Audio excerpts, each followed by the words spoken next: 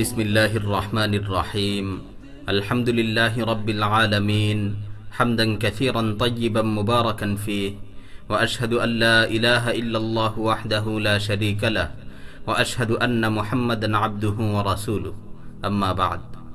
প্রিয় ভাই বোনেরা, আজকে আমরা এমন একটি বিষয়ে সিরিজ আলোচনা শুরু করতে যাচ্ছি যে বিষয়টি জীবনে একবার আলোচনা করাই যথেষ্ট নয়, বছরে একবার আলোচনা করাই যথেষ্ট নয়, মাসে একবার আলোচনা করাই যথেষ্ট নয়, সপ্তাহে কিংবা দিনে একবার আলোচনা করার শোনাই যথেষ্ট নয়, বরং এটি হচ্ছে এমন এক গুরুত্বপূর্ণ বিষয় যা আমাদের প্রতিটি ঘন্টা, প্রতিটি মিনিট, প্রতিটি সেকেন্ডে প্রয়োজন।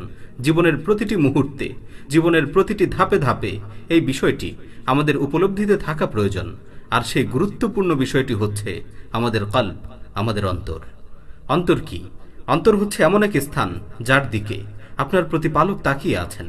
ভেবে দেখুন, আসমান ও জমিনের অধিপতি পরাক্রমশালী আল্লাহ, তিনি আপনার পদ পদবী নয়, আকার আকৃতি নয়, দৈহিক অবকাঠামো নয়, চেহারার লাবণ্যতার সৌন্দর্যতা নয়, বরং তিনি আপনার অন্তরের দিকে তাকিয়ে আছেন। আল্লাহর সাথে আপনার অন্তরের সম্পর্ক কতটুকু এটা তিনি পর্যবেক্ষণ করছেন।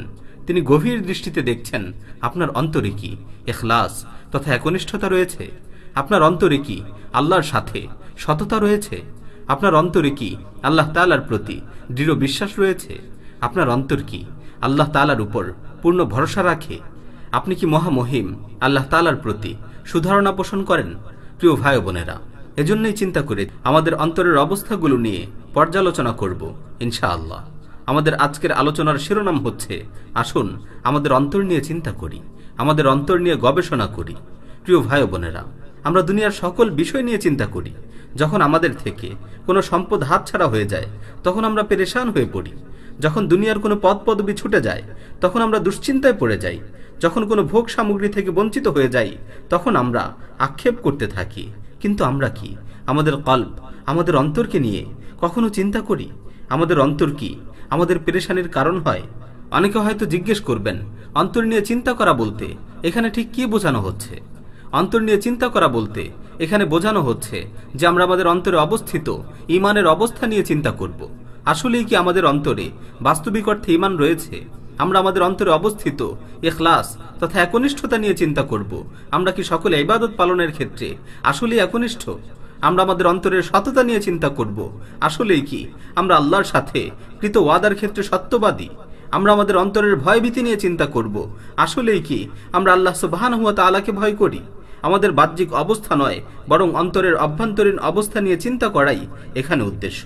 উম্মে রাবিআ আশ-শামিয়া অনেক বড় পরহেজগার আবেদা মহিলা ছিলেন, যার কথা ইমাম যাহাবী রাহিমাহুল্লাহ তার প্রসিদ্ধ কিতাব সিয়ারু আ'লামিন নুবালার মধ্যে উল্লেখ করেছেন। তিনি একটি আশ্চর্যজনক কথা বলেছেন। তিনি বলেন, আস্তাগফিরুল্লাহ ফি কিল্লাতি সিদকি ফি কওলি আস্তাগফিরুল্লাহ। আমি আস্তাগফিরুল্লাহ বলার ক্ষেত্রে আমার সততার কমতির কারণে আবারও আস্তাগফিরুল্লাহ বলছি। আল্লাহু আকবার। তারা কত মহান ছিলেন! তারা আস্তাগফিরুল্লাহ বলার সময়ও নিজের অন্তরের অবস্থার প্রতি খেয়াল রাখতেন। আমরাও তো আস্তাগফিরুল্লাহ বলে আল্লাহর কাছে ক্ষমা প্রার্থনা করি, কিন্তু আস্তাগফিরুল্লাহ বাক্যটা এটা কি আসলেই আমাদের অন্তর থেকে বের হয় নাকি শুধুমাত্র মুখে উচ্চারিত হয়?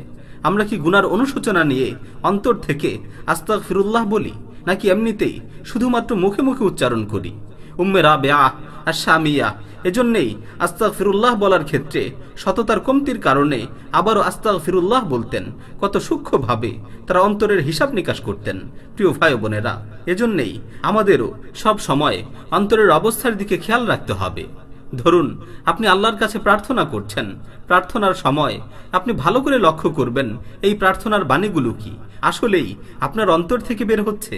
আপনি কি একনিষ্ঠভাবে আল্লাহর প্রতি সুধারণা নিয়ে এই বাণীগুলো উচ্চারণ করছেন, নাকি এমনিতেই দুহাত তুলে শুধুমাত্র মুখ নাড়াচ্ছেন আর কিছু বুলিয়া উড়িয়ে যাচ্ছেন?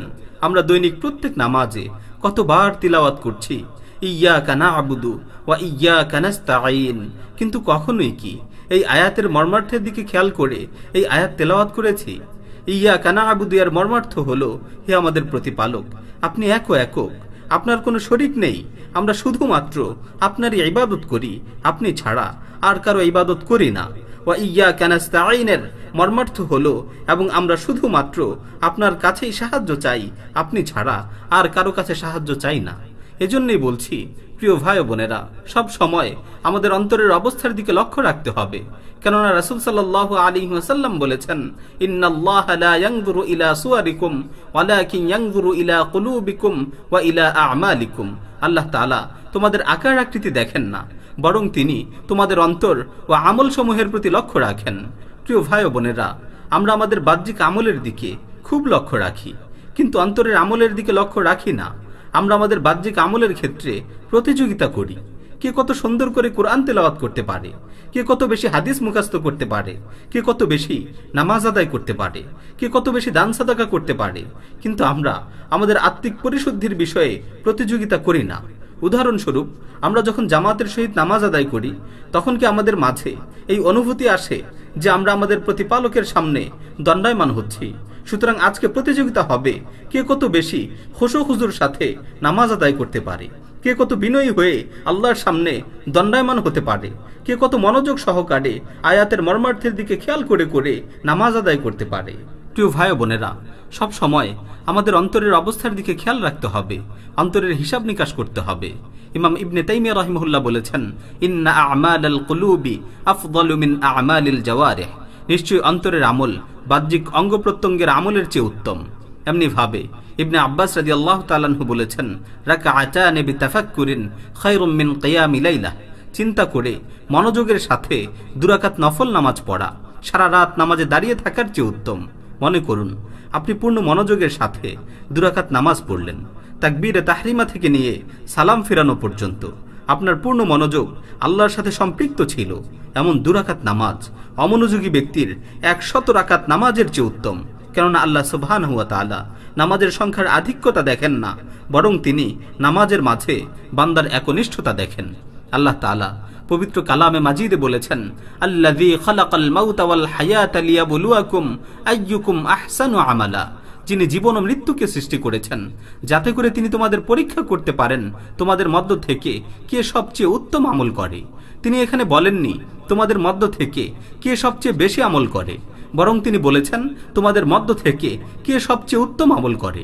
সুতরাং বেশি আমল নয়, বরং উত্তম আমলই আল্লাহ তাআলার নিকট গ্রহণযোগ্য। প্রিয় ভাই বোনেরা, এই উত্তম আমলের জন্য অপরিহার্য হলো বেশি বেশি করে অন্তরের পরিশুদ্ধির জন্য আল্লাহ তাআলার কাছে প্রার্থনা করা। কেননা যখন অন্তর পরিশুদ্ধ হয়ে যাবে, তখন আমাদের বাহ্যিক আমলগুলোও পরিশুদ্ধ হয়ে যাবে। অন্তর পরিশুদ্ধ না থাকার কারণে নিজেদের অজান্তেই আমরা অসংখ্য ভুলের শিকার হই, অসংখ্য ভুল করে বসি। যেমন কখনো আমরা আমাদের অন্তরকে আল্লাহর পরিবর্তে মানুষের সাথে সম্পৃক্ত করে ফেলি, আল্লাহর চেয়ে বেশি মানুষকে ভয় করি, আল্লাহর চেয়ে বেশি মানুষের কাছে আশা করি, মানুষের কাছে যা রয়েছে তার উপর বেশি নির্ভরশীল হয়ে যাই, অথচ আমাদের আল্লাহ সুবহানাহু ওয়া তাআলার উপর নির্ভরশীল হওয়ার কথা ছিল। একটি বাস্তব উদাহরণ দিচ্ছি। মনে করুন, যদি কোনো দেশের প্রধানমন্ত্রী এই ঘোষণা দেয় যে ব্যক্তি গভীর রাতে ফজরের 2 ঘন্টা পূর্বে আমার প্রাসাদের সামনে এসে তার প্রয়োজনগুলো তুলে ধরবে, আমি তার প্রয়োজনসমূহ পূর্ণ করে দিব। সে যদি আমার কাছে বাড়ি চায়, তাহলে আমি বাড়ি দিব। সে যদি গাড়ি চায়, তাহলে আমি গাড়ি দেব। সে যদি ভালো কোনো চাকরি চায়, তাহলে চাকরির ব্যবস্থা করে দিব। এমনি ভাবে সে তার প্রয়োজনীয় যা কিছু চাবে আমি তাকে তাই দিব। তবে শর্ত হলো, গভীর রাতে ফজরের 2 ঘন্টা পূর্বে আমার প্রাসাদের সামনে এসে উপস্থিত হতে হবে। আচ্ছা বলুন তো, এই ঘোষণার পর পুরো দেশের মানুষ কোথায় থাকবে? গ্রাম শহর থেকে কোটি কোটি মানুষ প্রধানমন্ত্রীর বাসভবনের সামনে সিরিয়াল ধরে দাঁড়িয়ে থাকবে। প্রিয় ভাইয়েরা, মানুষের বিশ্বাসের দিকে লক্ষ্য করুন। দুনিয়ার এক প্রধানমন্ত্রী পেপার পত্রিকায় টিভি চ্যানেলে ঘোষণা করলো যে ব্যক্তি গভীর রাতে আমার বাসভবনের সামনে আসবে সে যা চাবে আমি তাই দিব। সে যদি গাড়ি চায় তাহলে আমি গাড়ি দিব, সে যদি বাড়ি চায় তাহলে আমি বাড়ি দিব, সে যদি সুন্দরী স্ত্রী চায় তাহলে আমি সুন্দরী স্ত্রীর ব্যবস্থা করে দিব। এই ঘোষণার সাথে সাথেই মানুষের সিরিয়াল লেগে গেল। দুনিয়ার এক তুচ্ছ প্রধানমন্ত্রীর বাসভবনের সামনে সবাই লাইন ধরে অপেক্ষা করতে লাগলো। এটা হলো দুনিয়ার সামান্য এক প্রধানমন্ত্রীর উপর আমাদের বিশ্বাস। অথচ লক্ষ্য করুন, সাদিকুল মাসদুক মুহাম্মদ আরবি সাল্লাল্লাহু আলাইহি ওয়াসাল্লাম আমাদেরকে বলেছেন, ইয়ানজিলুল্লাহু ইলাস সামাঈদ দুনিয়া কুল্লা লাইলা হিনা ইয়ামদি থুলুসুল লাইলিল আউয়াল। প্রতি রাতে রাতের 1/3 অতিবাহিত হওয়ার পর আল্লাহ সুবহানাহু ওয়া তাআলা প্রথম আসমানে অবতরণ করেন। হাদিসের ভাষ্যের দিকে লক্ষ্য করুন, এখানে স্পষ্টভাবে বলা হচ্ছে আল্লাহ তাআলা প্রতি রাতে প্রথম আসমানে অবতরণ করেন। এখানে এমনটা বলা হচ্ছে না যে আল্লাহ তাআলা প্রতি বছরে একবার প্রথম আসমানে অবতরণ করেন, অথবা প্রতি মাসে কিংবা প্রতি সপ্তাহে একবার প্রথম আসমানে অবতরণ করেন। বরং বলা হচ্ছে আল্লাহ তাআলা প্রতি রাতে রাতের 1/3 অতিবাহিত হওয়ার পর প্রথম আসমানে অবতরণ করেন এবং দুনিয়ার মানুষকে ডেকে ডেকে বলতে থাকেন, আনাল মালিক আনাল মালিক মান যাল্লাযী ইয়াদউনি ফাআস্তাজীবা লাহ মান যাল্লাযী ইয়াসআলুনি ফাউতিয়াহ মান যাল্লাযী ইস্তাগফিরুনি ফাআগফির লাহ ফালা ইয়াজালু কাযালিক হাত্তা ইউযিআল ফজর। তিনি ডেকে ডেকে বলতে থাকেন, আমি বাদশা, আমি রাজাধিরাজ, কে আছো এমন যে আমাকে ডাকবে, আমি তার ডাকে সাড়া দিব? কে আছো এমন যে আমার কাছে প্রার্থনা করবে, আমি তার প্রার্থনাকে পূর্ণ করব?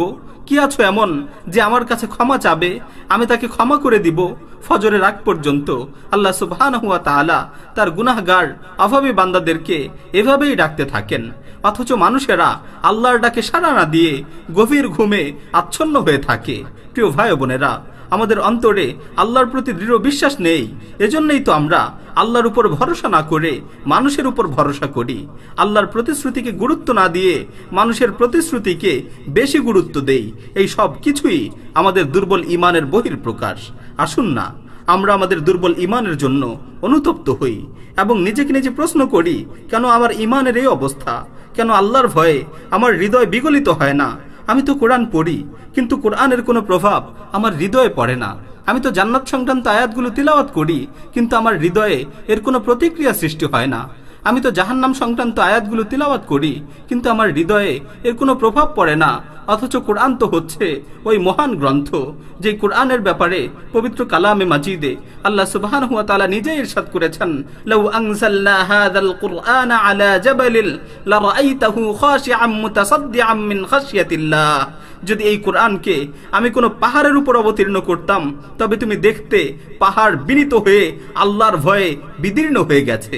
প্রিয় ভাই বোনেরা, একটু গভীরভাবে চিন্তা করুন, পাহাড়ের পাথরগুলো কতই না শক্ত, কিন্তু আল্লাহ বলছেন যদি কোরআনকে এই পাহাড়ের উপর অবতীর্ণ করা হতো, তাহলে এই মজবুত পাহাড়ও আল্লাহর ভয়ে বিদীর্ণ হয়ে যেত। অথচ আমাদের হৃদয়গুলো আজ এতটাই শক্ত হয়ে গেছে যে এই কোরআনের মাধ্যমে আমাদের হৃদয়গুলো বিগলিত হয় না। আমাদের হৃদয়ে কোরআনের কোনো প্রভাব পড়ে না। আমাদের চোখের সামনে মানুষ মারা যাচ্ছে, মানুষের লাশ কাঁধে বহন করে আমরা কবরে নিয়ে যাচ্ছি, অথচ এই কঠিন মুহূর্তগুলো আমাদের হৃদয়ে কোনো প্রভাব সৃষ্টি করে না। আমরা কবরের সামনে দিয়ে পথ অতিক্রম করি, কিন্তু কবরের জীবন নিয়ে চিন্তা করি না।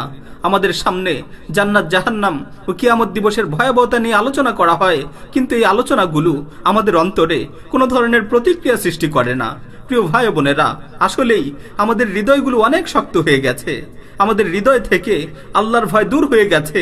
সুতরাং আসুন আমরা আমাদের হৃদয়গুলোকে বিগলিত করতে, আমাদের হৃদয়ে আল্লাহর ভয় সৃষ্টি করতে বেশি বেশি করে এই দোয়াটি পাঠ করি, যেই দোয়াটি আমাদেরকে রাসূল সাল্লাল্লাহু আলাইহি ওয়াসাল্লাম শিখিয়েছেন।